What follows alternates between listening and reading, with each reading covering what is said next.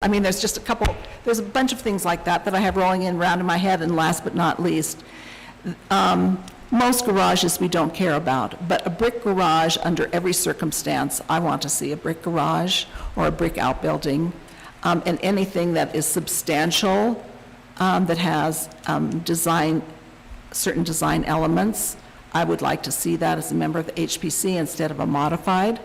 So I think we're talking about this whole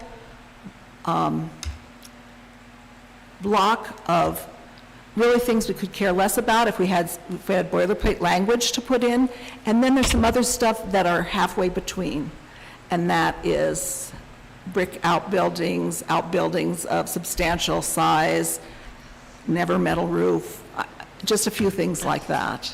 So those are my comments. Thank you.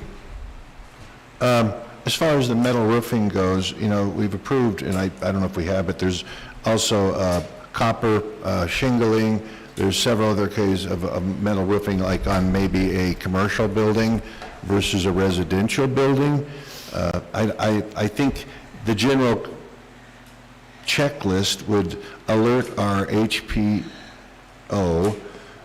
as to what their intentions were. And if indeed you felt that it was important enough to bring it to us, that was something we would depend on you to do for us, not necessarily a mandate for every brick building. Now, this one, the staircase removal, you know, I think this is a checklist that initiates a conversation with you. Is that correct? Isn't that kind of what it does? No, we can remove the staircase. But the metal roof thing is funny to me, I think, because when I first came to Montana, I lived in Virginia City for 5 years, and 4 out of 5 roofs are metal. So I don't understand that. I mean, if it was a metal roof to begin with, I just don't get that one.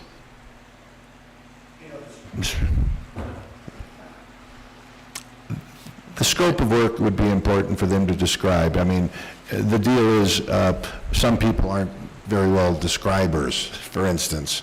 So I would think the scope of work should be, it says in the proposed project in detail, maps, drawings, reports, all those things to support their work need to be put in there. What you're doing here, though, is saying we're demolishing an outbuilding, and then that scope of work would be described. Right. Right. Yeah. Yeah. No, we can certainly remove the staircase thing from there. There is a,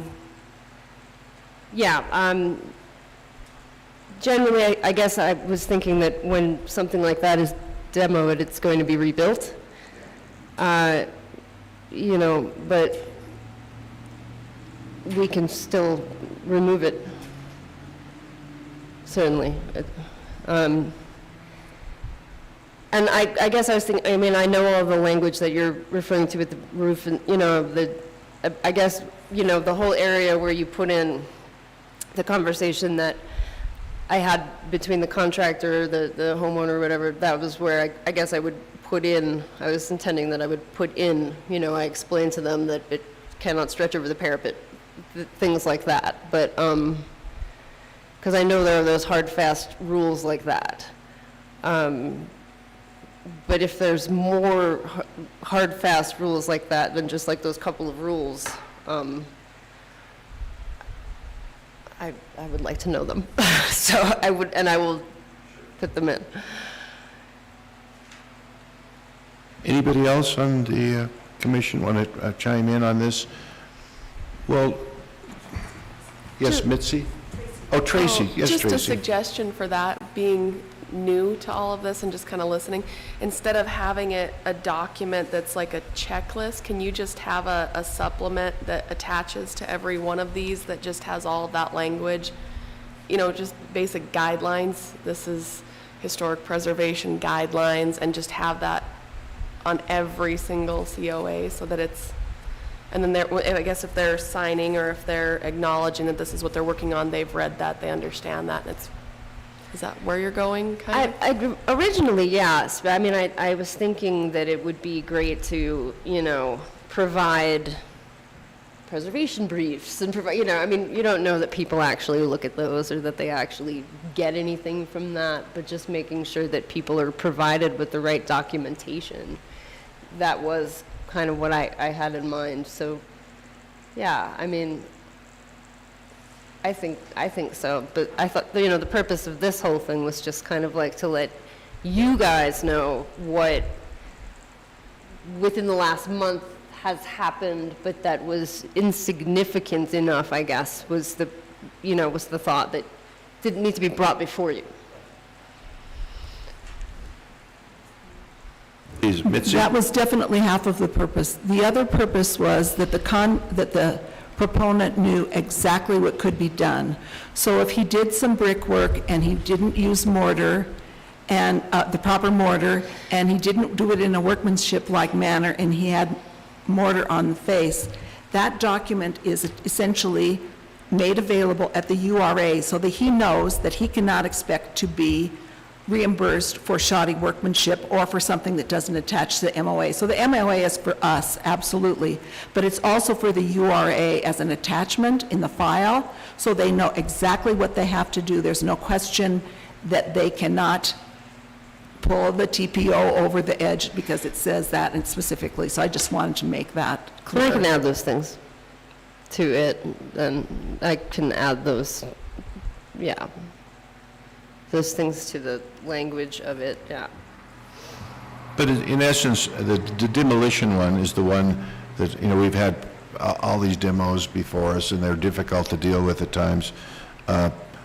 So, it's a brickwork, or the demolition, custom mortar report, then the porch, the staircase, how about the chimney, how about, you could talk about all sorts of little things, that these are all funded projects that we would be reviewing. No? Because you can go to if you're not getting any federal. I think I was just talking about those out, for the most part, the small things that you didn't want to see.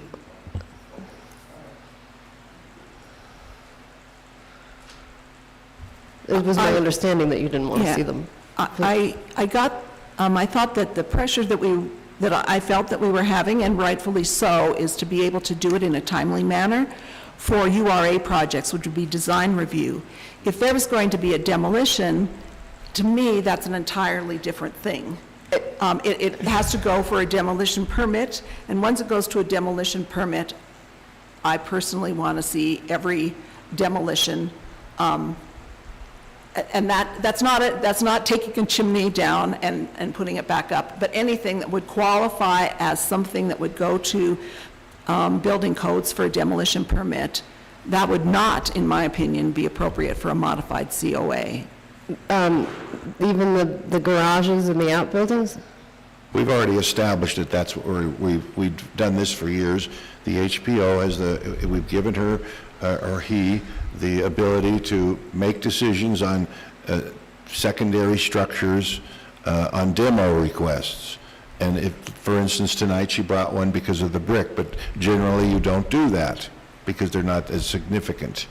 So for me, I think we should try this and see how it works out, and see if it provides any conflict with our general feeling as far as how we want these buildings restored or work done. I mean, why don't we give it a month or so and see how these applicants respond? I mean, the description of work might be shoddy and not very good, so why don't we give it a try? That's what I would move, that we move forward with a general repair COA modified with the removal of staircase as a demolition request, and that would go along with something else. And then on the metal, if indeed there are any kind of sub-notes that could go along with each one of these that you may want to refer to when the owner and the HPO have their discussions. Yes. I just wanted to make one clarification. So on these ones, I would be doing the writing. you remember how when I sent out the packet, and I mentioned that we've been sending out COAs with URA, that's different, that's totally different, that is a full COA. We give them their first pass at it because they can write their own names and their own addresses and their own very shoddy descriptions of their work, and they do, and then I go in and I fix it. So that's all me. So I do all the writing on that. I just wanted to make that clarification. That's great. I wasn't sure if, you were going to get these and, review them like an assignment. That's good. So you Yeah. kind of do. All Yeah, right. that's a little Great. different, yeah. Well, like I say, I think we should try it, and I think if the commission feels that way, I would move that we approve this COA as presented and give it at least a month or so and see how it works out. Do I hear a second? Jennifer Peterson has seconded. Any other further discussion? All right. All those in favor say aye. Aye. The ayes have it. And you can certainly keep us informed if there becomes any kind of a log jam with these, or they're trying to streamline it, is what Yeah. we're trying to do. Yeah. Well, my thought is that they could go out with the packet with, and then you can have a look at it, and if anybody has anything to say, you can bring it up, and if you don't, then Yeah. you don't. Okay. All right. Great. Okay, the last one we've got is our 53 East Mercury project on the rear wall. In our discussion of July 12th, the URA and implications for continuing implementation of historic preservation ordinance. It's my understanding that the plans that were presented to the URA did not include the saving of the ghost sign on the rear of the building. And I understand that the URA has approved that request for money, and we had John Reardon had attended that meeting, and he had brought up some points of the fact that they weren't going with our motion had stated. So the discussion tonight is what implications for continuing this ordinance with the URA. Am I correct in that? I believe so, yes. Okay, all right. So, Mitzi, you had some comments about this, the fact that that ghost sign was said to be saved, essentially. So I hope everybody got a chance to read the email that I sent and John Reardon's comments. And I wish John was here tonight to talk about them. But he became aware that a special meeting was going to be held for the URA, specifically to consider 53 East Galena. Yeah, it is Galena, yeah. It's Mercury. Okay, East Mercury, sorry. It's one of those streets we all know, it's Old Blue Range. He was concerned, and he was found out about it only like the Friday before, and I found out about it at the same time. And he was very concerned that the vote to fund the project was altered after the HPC had approved it with conditions. In other words, the URA board voted for the first time, to the best of my knowledge, to ignore the vote of the HPC, which is, according to our ordinance, it is binding unless the proponent wants to go to the Council of Commissioners and appeal a vote of the Historic Preservation Commission, which it has done in the past. But that's not what the URA voted to do. This, to me, is a demonstration of undermining the power of the Historic Preservation Commission. It is illegal, and it may, to some, seem like something that is relatively small, but to me it is all, meaning anytime We're held to the standards by council, by staff of the Historic Preservation Ordinance, and we have followed those rules to the best of our knowledge. But when another department, another agency, or another committee essentially ignores what we have done, it cannot be left to go unanswered.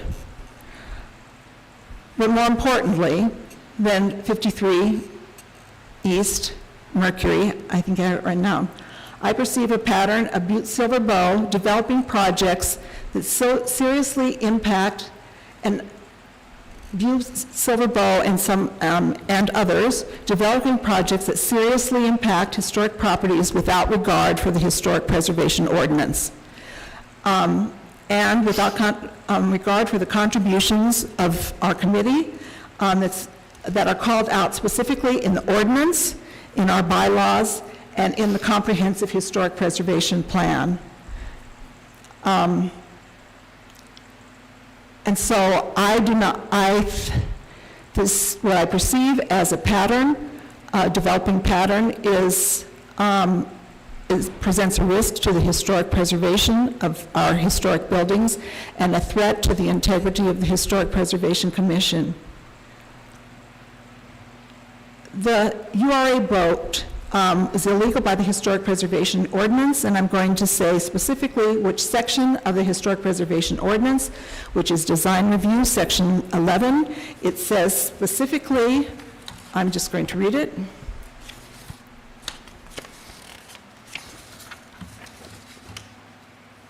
It applies to local register properties, which we don't deal with now, city, county-owned historic properties, and properties receiving local public incentive, including infill development.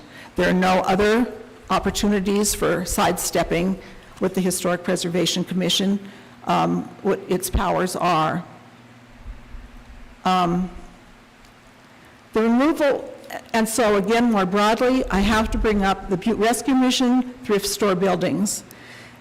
This is an example of the pattern of Butte-Silver Bow developing projects that seriously impact historic preservation property or historic properties.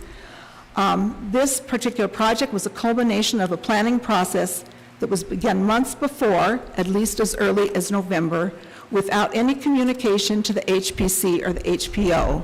And the same can be said for the Blue Range. This indicates to me a pattern of denying HPO and HPC engagement at the beginning of a project instead of when it is a done deal. As I say, there are 3 documents that we have that say exactly the same thing. And I'll just quote very briefly from the Comprehensive Historic Preservation Plan, which was passed in 2014. It says on page 3 at the very beginning, historic preservation issues must be understood and addressed at the local level, integrating into the local planning and decision-making processes at the earliest possible opportunity. We were denied that opportunity with those buildings, and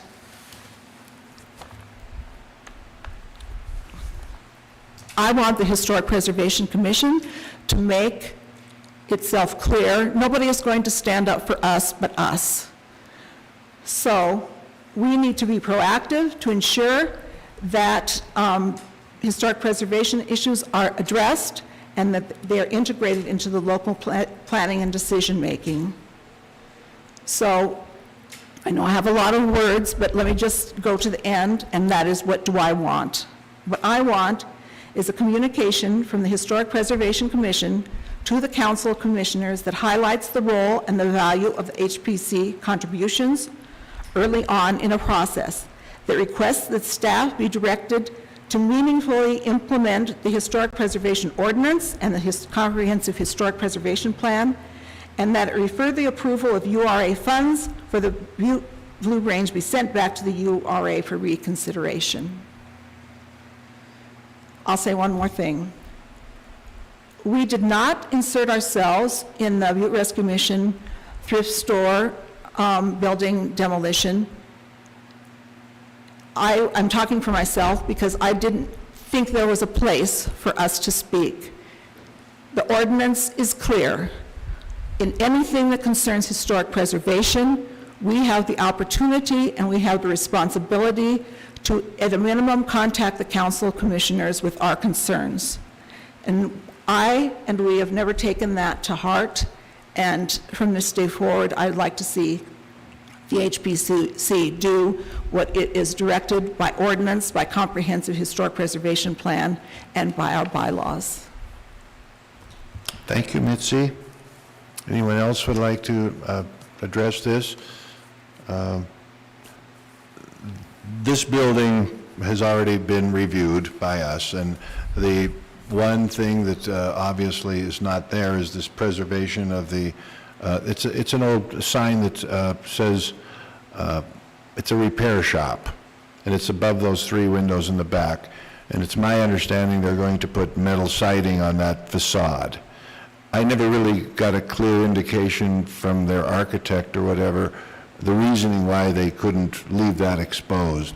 And maybe you could bring a little bit of light to that for us, Kate.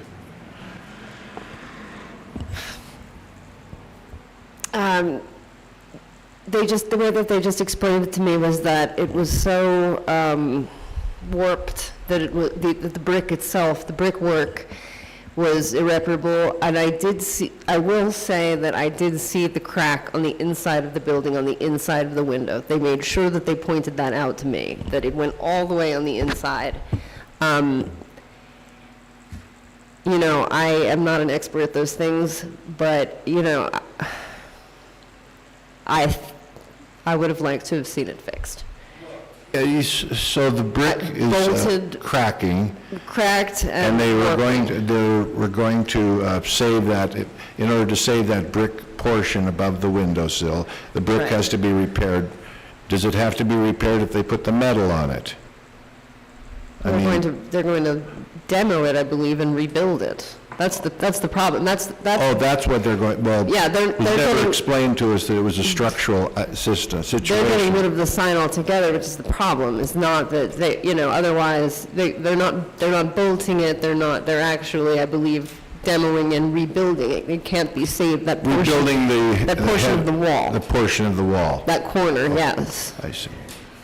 Well, like I say, it was never really explained to us that in that depth. Obviously, this came about once they got further into this building renovation or the restoration, is that correct? No. Well, I was there you a few weren't there. days before the meeting. Right. I took photos, you know, I mean, I had my camera with me, I took photos of it, and, Okay, well, the URA has given their blessing to the project, and obviously our proviso, our condition of saving that sign is no longer valid because they decided that the structural was obviously more important than the sign. they said that there was absolutely nothing they could do. All right. And I will echo Bitsy's plea that we need more involvement in some of these things. This was it's not a huge item, but it's something that's a bellwether, as you were speaking of. And I think that the council should become more aware of what we do here, and we do have a member of the council as a member of this board, John Reardon, and I think he has taken a keen interest in the historic preservation, and I'd like to rely on him to give us the words that he would like to maybe say to the council on behalf of our commission. Wouldn't you say that that would be an appropriate way to go? And we could meet with John and maybe put together a statement. Not that we're adversarial. I think the whole idea is that what we're trying to do is keep things on in a good course for preservation. So that's all I could say about this. Is there any other comments about this issue? You know, Mitzi, keep her short. I would like the communication to say that refer to the approval, the URA funds. I don't want the URA to get a pass. The fact of the matter is, if this was really a structural problem, which it may very well be, I won't say one way or the other, that crack was there 6 months ago in January, and no mention was made of the crack at that time, nor was any attempt, if they knew about the crack, to appeal it to the Council of Commissioners, or to come back before this when they realized that there was a crack and they were going to have to take that down.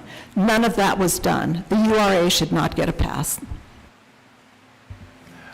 Okay. John, did you have something to add? This was one of the things that kind of concerned me back in, when we were dealing with that. And we were told that we weren't allowed to go into that building because it was structurally unsound and it was dangerous and it was just a horrible situation. Talking to a friend of mine about 2 weeks after we had our meeting, and he was telling me that he went to a garage sale, and lo and behold, it was the Blue Range. And I said, the Blue Range on Mercury Street? He says, yeah, we were in there. I said, you were in the building? Oh, yeah, there were 20, 30 people in there checking it out. And I kind of told him what was going on. He says, well, the building must have magically healed itself. I just kind of thought that was kind of a rebuff. But getting to the other point there, that this crack was already there, and they used the dangerous building element there to circumvise our decisions to tear them down because they are a public danger. Now with this big crack on the wall, was that not presented to us because it may have deemed that building to be unsafe and be torn down altogether? I don't know. I don't think a single crack above a windowsill would cause catastrophic failure of the building. I think what it is we weren't totally clear of the situation there. When it was presented to us, they were going to bring siding up around but leave that sign, is what I was understanding. But at this point, they're going to, when they do repair this wall, it will destroy the sign. So that's something that is inevitable. Okay, any announcements? Any public well, no announcements, hold on. Any public comment on anything that's not on the agenda? And you may come forward, sir. Thank you. I just wanted to follow up on the discussion of the COA. Could you state your name again for the record? Bill McGregor. Bill McGregor. Still Okay. Bill McGregor. I wanted to follow up on the discussion of the COA revisions. In my other life, one of the things I'm active in is Superfund, citizen involvement and so on, and I've been working with RMAP, and in fact, in the work on the Mary McLean House, RMAP funded a fair amount of that process, and it occurs to me that a lot of the residential owner-sponsored kinds of renovations, restorations, are likely to encounter things that are of interest to RMAP. In other words, residential metals abatement programs, so that they look at lead, look at asbestos, other kinds of things that need to be abated in the process of making restorations. So a checklist item. That's my suggestion to add to the list. Very well. Yeah, that's another item that you could point out probably is abatement of asbestos, or we have a lead problem. I got a drinking problem. No, I'm just kidding. Just kidding, folks. The song, I've got a thinking problem too. Okay, anything else, anything further from the commission? Any other folks from the, Jim, do you have anything to say back there? Okay, great. Well, I would say this meeting is adjourned. Thank you, everybody.